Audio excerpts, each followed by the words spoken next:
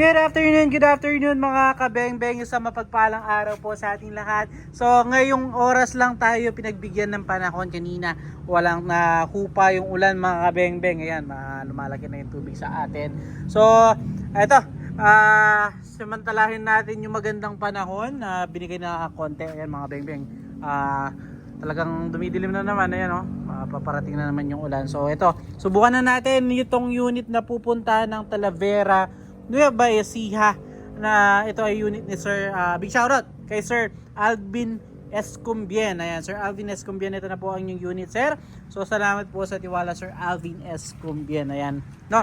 So another manlapat hammer frame type, gawa ni Tatang Esteng Manlapat mga kabeng-beng. 24 inches long barrel, 2 cock, powerized na po, napakalakas ng unit mga beng-beng kahit first cock lang. Naka BSA black powder 4x16x44. Ayan, napakalinis ng pagkakagawa mga beng-beng. Medyo naulanan pa nga dahil yan, medyo maambon dito kanina ng sinizero natin. So ayan, so eto po mga beng-beng. So konting punas lang yan, kikintab na naman mga beng-beng. So sa hawak lang yan, sa hawak lang sa kamay, no?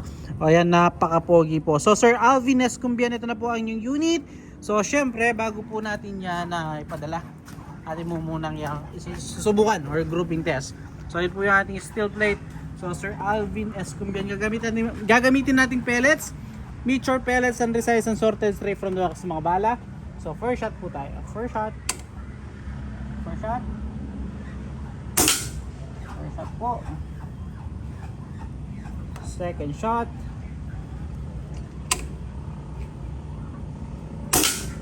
Grabe kaganda itong mga master. Pangatlo.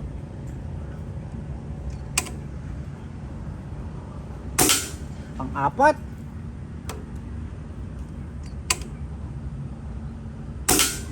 Grabe sir. At pang-lima.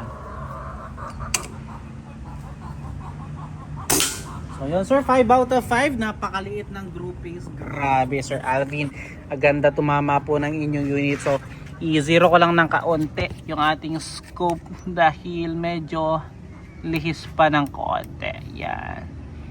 So yan yung ating, so pagkita natin sa scope, ayan po siya. So Sir Alvin, ayan po yung aking point of view dito sa ating scope na.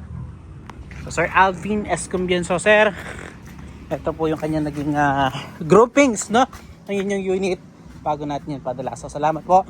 Pahintayin na lamang ang inyong unit sir. Ayan, grabe kaliit. So salamat mga beng-beng. Peace out.